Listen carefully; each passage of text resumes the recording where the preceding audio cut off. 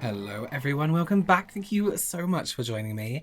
Happy Monday. Today is one of my favorite days, favorite every other week Monday. So I have your every other weekly, what's that called? Fortnightly ghost stories for you. So for those of you who haven't joined me here before, these videos is where I basically read my subscribers' ghost stories that they send me, or we watch them, or we listen to them, however people feel comfortable sending me their ghost stories to this email address right here, and create a look based around a way to die in a fun way. Yeah, it's just like a little break from the serious side of makeup, you know? I'm basically super into ghost stories and the paranormal and all this other stuff, so this is a nice chance for me to mix two things that I love and kind of do them together. This series is very much based on Bailey Saren's Murder Mystery Makeup Mondays, where she does actually mixes makeup and true crime and has this amazing series. And I will always link her below for you so you can go and check it out. If you don't know who she is already, I'm very sure you do. Yeah, so let's do it. Today's theme is going to be, somebody left a comment and I was asking for ideas of ways to die, which by the way, please do continue to leave me those ideas. And somebody was like, why don't you just create looks instead of like a way to die? Why don't you create looks that's like casket something, like casket looks, like ways that you can do your makeup when you're in a casket. I was like, that's a great idea. So I'm going to do that. I'm going to do like a very casket friendly, dramatic look for today. Now, usually we have Marcus reading stories for me. His mouth isn't doing very well. I think he has a problem with one of his teeth, and we all know how painful that is. So I'm going to be reading a lot today. And I also want to introduce a new segment into these videos where we're going to take a look at a creepy video from TikTok as well and kind of just discuss what we think, because there's some creepy shit on there. Let's start off today. I'm going to be using all my products, the Makeup by Mario collection. These were very kind of gifted to me on the launch, and it's been so long since I've used them. I just wanted to whack them out again and start using those. I'm already wearing foundation, like a very light coverage, but I might just go back over it. Who knows? Okay, so as I said, please feel free to send me your stories. You can do them in video form, you can do them in audio, or you can just write them like a normal email. You'll see all the kind of different stories we have today. Oh, I don't like, sometimes, you know, I get into this, I'm like, oh no, I don't want to do it when I look at the titles. So our first story today is called The Man in the Window. It says, hello Robert, I've been following you for a while now, and the Ghost series is my favourite thing to watch on the whole of YouTube. Thank you so much, thank you. So this happened to me 6 years ago. I was visiting a friend in Wales. I live in East Sussex.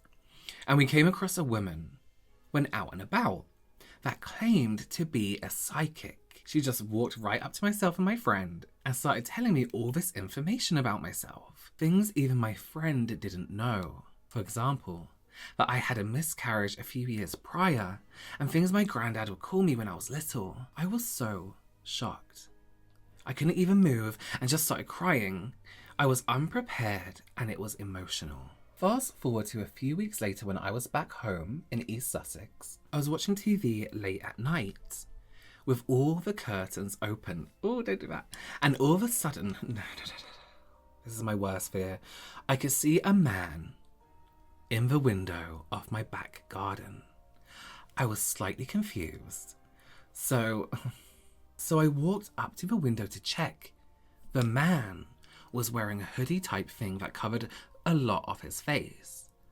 I could only really see his mouth at first. I assumed it was one of my partner's friends playing games with me. So I laughed and asked, "What are you doing?" The figure in the window smiled and just replied, "Come to the back door." Don't do it. Don't you dare do it. My door was approximately 5 steps from the window, so the whole time I was unlocking the door.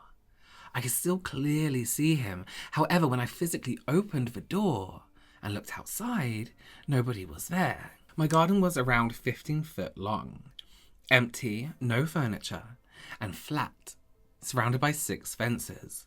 There was no way that in that time it took me to open the door that he could have vanished.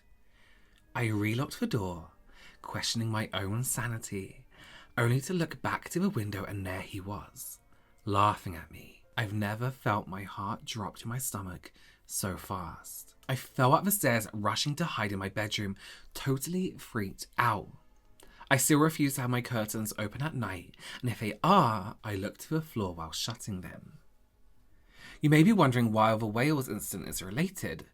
It might not be, but my friend who lived there started asking around about that woman, and it turns out she was well known for doing that and practicing dark magic. I think she somehow attached something to me to feed her the information that she had no other way of knowing. I saw a medium as I was so scared.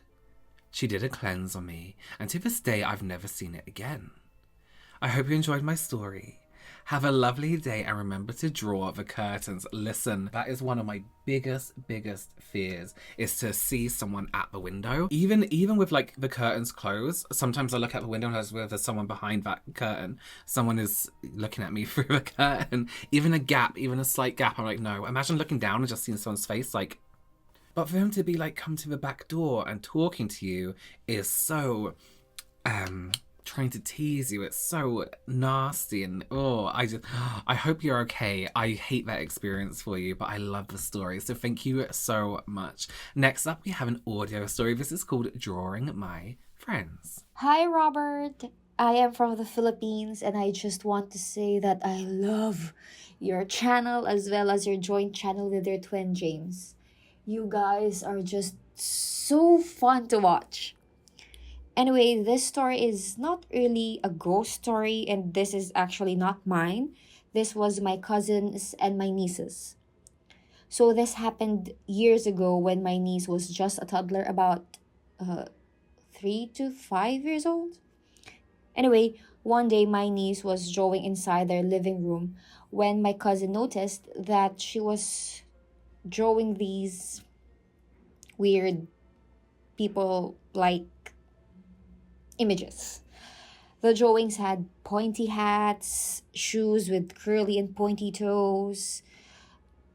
Basically, they look like elves. So my cousin asked my niece what she was drawing. My niece replied rather nonchalantly that she was drawing her quote-unquote friends. My cousin didn't understand, but she didn't mind what her daughter was doing or saying, so she just let her be. But when she was about to sit down on the couch near my niece, the kid practically screamed at her mother not to sit there because her friends apparently were sitting there first. My cousin was shocked. Well, she did not sit on that chair, but nevertheless, she was shocked.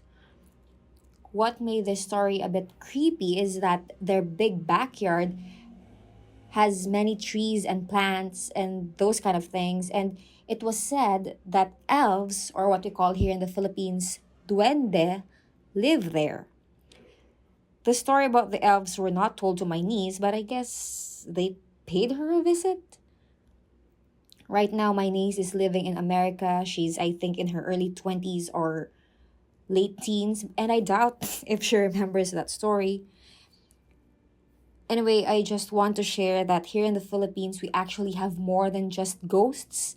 We also have creatures that we call like kapre, which is a big humanoid that smokes pipe and lives on trees, or manananggal, who is a woman during the day, but during the night, her upper body flies and preys on human. You should read about the folklore that we have, and up till now, many still believe. They're fun and creepy, which I think is right up to your alley. Anyway, thank you for reading or playing this story. I hope you like it. Lots of love from the Philippines. Thank you so much. Listen, kids and their imaginary friends, imaginary? Are they imaginary? Is one of the creepiest things ever, especially like elves and creatures that don't necessarily exist are just, I just can't stand it. I just think they're so creepy. Yeah, and the Philippines, you guys have some creepy folklore, and I love it, by the way. I think it's absolutely incredible. It's always interesting to see where these kind of stories come from and how they like developed and, you know. Okay, I believe I'm reading the story next, right? Yes. So this story is called Demons Are Real. It says, hi Robert, I love your channel and all the makeup videos you do. Thank you. Honestly, Monday videos are my favourite to watch. I know you get a lot of stories, so I hope you read mine one day. Thank you. And yes, by the way, we're very behind. Like I have thousands of stories, so we are trying to make our way through them very quickly. I used to have a friend when I was 14. She was sweet and funny, and we had become really good friends very quickly. Well, one day I went over to her house for a sleepover, and when I walked through the door of her house, I instantly felt unsettled. The thing about me is, I am very sensitive to the paranormal and afterlife. I always have been. There are hundreds of photos and videos of me with orbs that are circling around me. I always presume they are my family keeping me safe. The unsettling feeling hit me. It was as though I was being watched, and whatever was watching me hated me. I felt sick to my stomach and very cold. I asked my friend why her house was freezing, and she told me that no matter what the temperature was, some of the rooms in her house were always just cold. During that night, I would hear weird noises like footsteps or dragging sounds. I saw the lights flicker multiple times, and when I said something to my friend, she said it just happens.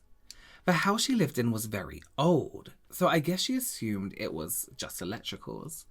Well, after another hour of us just chilling and watching TV, she turned to me and said, "Do you want to play a game?" I asked her, "What game?" And she got up and ran to a bookshelf and got a box. It was a Ouija board, of course. Now, I was always told by the women in my family never touch one, because since all the women are sensitive to a paranormal, no one wanted to risk opening something. So I immediately told my friend no. She laughed and said it was just a game, that it's not real, and that her brother and her friends have done this multiple times before. And nothing ever happened. I instantly knew then and there that they had opened something, and that's why, from the minute I stepped in, I felt uneasy. I immediately told her that it's a very dangerous game to play. She laughed, and then went to her brother's room and got him to play. When you mess with stuff like that, you should never mock a demon or a ghost, and that's exactly what they did. They began to ask random questions like, who has a crush on them, who would die next? Then they asked if I was a wuss for not playing. The Ouija board immediately said no. I instantly got nervous. When they asked again, it began to spell out, "She is right." I was shaking. I asked my friend to ask the board who we're speaking to. It spelled out evil. I could tell my friend and her brother were scared. They immediately said goodbye to the board and put it away. I think it's too late for that. We were all too scared to talk about what happened. I stayed awake most of the night, and when I went home the next day, my mother noticed I had 3 scratches on my neck. They led all the way down to the bottom of my back. I never went back to her house again, and I soon moved. The last I heard of her was that the house was burnt to the ground, and that a lot of tragic deaths started happening in the family. I pray she's okay, but I'm happy I didn't play that board, because who knows what would have happened. Thank you for listening to my story. Thank you so much for telling us. That was creepy. Here's the deal. Ouija boards might just be, you know, something printed on a bit of wood or a bit of card. But don't fuck about. It's like giving a kid matches and being like, maybe the house will burn down. It's just not, you know, it's not really a risk you really want to take. So our next story is called Hide and Go Seek in the Dark. What could go wrong? Well, I think we're about to find out. Hi, my name is Rhiannon, and I just love your channel. You and your brother both are such a joy to watch. Thank you. So my family and I used to live in a newer home that wasn't spooky at all. So this experience took me by surprise. It was my 13th birthday and I was having a sleepover. These sleepovers. Oof. With several friends, and we decided to play hide and go seek in the dark. I hide in the walk-in linen closet across the hall from my room. I lay sideways on a shelf and cover myself from head to toe with blankets and pillows. Then my bestie Brittany starts looking for people. The very first place she goes is the closet. She opens the door, and without seeing me or even stepping inside, she calls out, "Rhiannon?" I wondered if she cheated, but she swore later that she hadn't. I stayed quiet, so she said, "Rhiannon, if you're in there, you're going to have to come out on your own because I'm not coming in there." And she closed the door and left. Eventually the game ended, and I did have to come out on my own. The first thing I asked her is how she knew I was in there. She said she didn't know. She said previously that she had built a bit of a sixth sense, and this made me start to believe it. And then I asked her why she wouldn't try and find me. She said, "I don't know why, but I've never liked that closet. It gives me a creepy feeling. I don't like being anywhere near it." That bit made me think she was taking it too far, so I dismissed it and moved on with the evening. But about 2 weeks later, I was talking to my mum with my back to that hallway. It was midday, mind you, full sunlight. I noticed that she kept glancing over my shoulder. Thinking her a bit rude, I eventually asked her what she was looking at, because when I turned around, I saw nothing. She said, "Well, I don't want to scare you." I said, "That's a terrible way to start, but go ahead." She told me she'd seen a little girl standing in the hallway. I wondered if she was pulling my leg. I wasn't thinking of my birthday at all. But then she said, "I often see her coming in and out of that linen closet. I think she lives there." Of course, when she said that, I remembered everything Brittany had said about feeling uneasy about that closet. I got chills all over. And before I had been hiding in the same closet in the dark with a spirit, I imagined her standing right in my face as I was hiding, staring at me. It made me feel sick to my stomach because that closet is right across the hall from my room. After that, I jumped at every little thing you could think of. Not all scary things happen in old spooky houses at night. It seems some spirits haunt newer homes in broad daylight. We ended up moving only a few months later, not because of any spirit, but because my parents have already been looking for something new and found it. But then again, maybe they just knew something I didn't. What's with these children? These creepy children. Oh, I've got a spot right there growing. Can you see? Where's it gone? Right here. Okay, so as I mentioned before, I kind of want to incorporate a bit of spooky TikTok into this. And something about them just make them creepier because I think they're done on the phone. It seems a little bit more realistic maybe. So if you have TikTok, feel free to at me in any like creepy videos you see. You can even send the link to the email, just put in the subject like TikTok or something. Okay, let's have a look. Good night. Who are you saying goodnight to? Him. Good night. Who? Him. Good night. Jagger, there's no one up there. Him up there. Show me. Him up there. Him up there. Jagger, there's no one up there.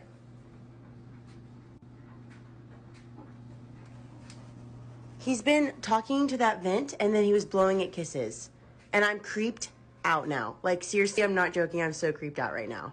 Again, children being little creeps. Oh no, it was sweet. Now, here's a question for you, right? We talk a lot about like childhood experiences and seeing ghosts, and also like people's kids seeing ghosts. Do you think it's an overactive imagination and not really seeing anything? Or are you in the mindset that actually kids can see a lot more than we can? Let me know. I'd love to know your opinions below. So I have one more story for you today, and then we will be done for the week. For a few weeks. Next few weeks. Okay, so our next story is called My Gentleman Caller. It says, "Hi Robert, I just found your channel last month and have devoured your fabulous content. Thank you. And Ghosts and Makeup Mondays is my favourite. Thank you so much. I tend to stay up late at night reading while everyone else in my house sleeps. It is a very normal event for my husband to come down the hallway and stand in front of me and ask when I'm coming to bed. About a year after we moved in was the first time I met my gentleman caller. It was about 2:30 in the morning. And the house was silent, like many evenings previous. I was deeply engrossed in a book, so much so that when my husband came down the hallway, I didn't even look up. He just stood at the edge of the hallway just within my peripheral vision, but still in the shadows. I was so sure he was there.